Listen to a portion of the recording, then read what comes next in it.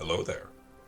Welcome to another midweek meditation. I am Reverend Devin, and this is a weekly meditation that I do for my churches in Hyde Park, Bakersfield, and Jeffersonville, Vermont. This is also a meditation that I do for anybody who's joining in over YouTube and is looking to nurture a progressive faith. If you're looking for a second opinion on how we can build up a loving faith within our lives, I hope that you like and subscribe, and please feel free to share these videos with anybody you feel called to. Hello, brothers and sisters. Welcome to my midweek meditation, though this may end up being a late week meditation due to some changes that we made over at my churches. But today we are going to be talking about Luke chapter 18. In particular, we're going to be talking about the parable of the Pharisee and the tax collector. This is a parable about self-righteousness. It's also a parable about humility and recognizing our own personal sins.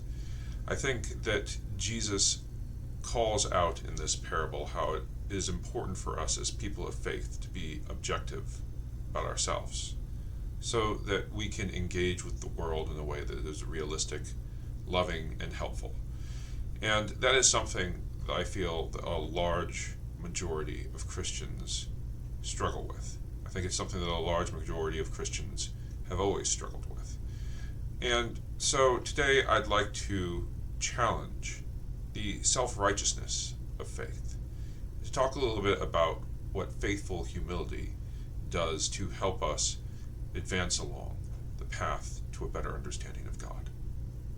Our reading for today comes from Luke chapter 18, verses 9 through 14. Jesus also told this parable to some who trusted in themselves that they were righteous and regarded others with contempt. 2 men went up to the temple to pray, one a Pharisee and the other a tax collector. The Pharisee, standing by himself, was praying thus: God, I thank you that I am not like other people, thieves, rogues, adulterers, or even like this tax collector. I fast twice a week. I give 1/10 of my income.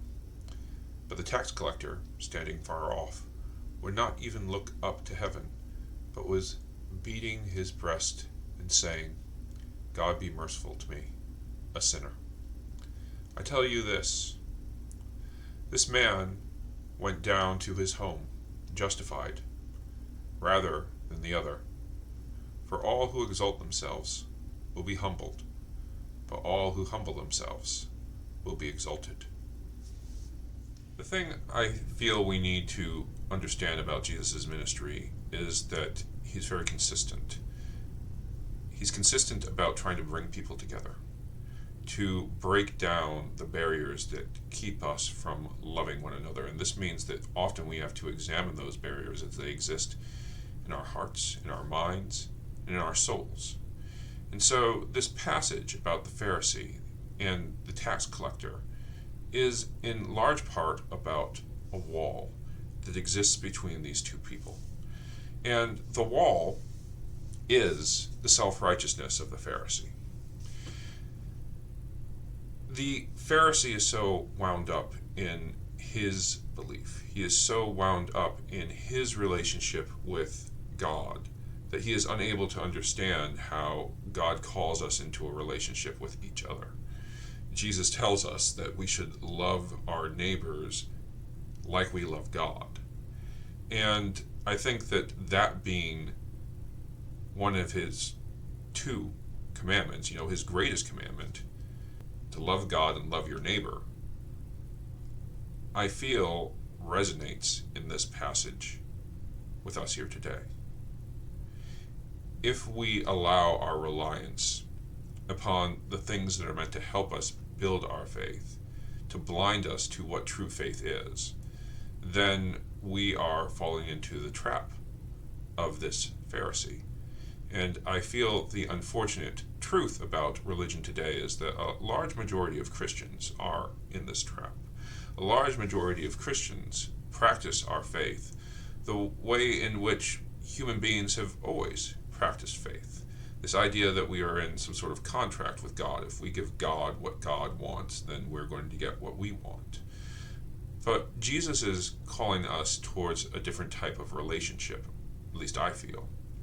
And that relationship is one of personal growth. That relationship is one where we work hard to become the type of people who can love other people and to live into God's mission to create a community of all people. And so this is, I feel, a passage that we really need to be wrestling more with in our faith lives, especially here in America today. So let's bring this out of theology and into our everyday lives.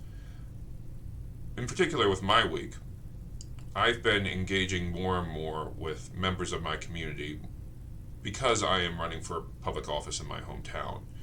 And even more so than when I first started on at my churches in Cambridge and Bakersfield, this has brought me into contact with the religious right.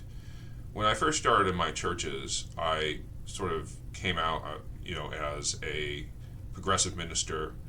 I believe that my LGBTQ brothers and sisters have a place in the church. I believe that we should have open communion. I believe that, divorce is not a sin. And these sort of things brought me into conflict with other more right-leaning churches in the area. Got a couple of nasty letters, but generally we settled into an unspoken agreement that we're just not going to talk to each other. It's a little different when you're running to be somebody's representative. And I think that when you're ministering to a church and you're sort of just staying in your own neck of the woods, it's very rare that you find yourself faced with how deeply different religious views are, even within Christianity.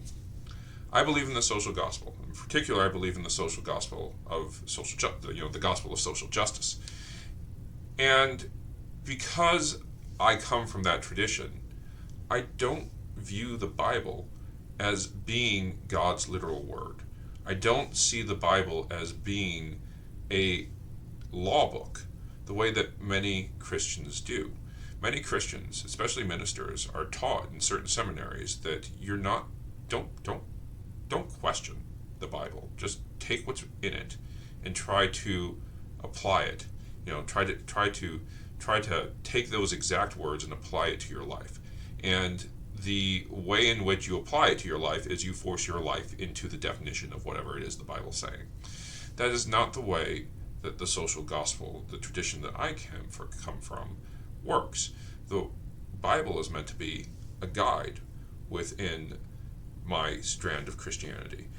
And it's also meant to be understood as a guide that's not speaking to me directly. It was written for the people of its time.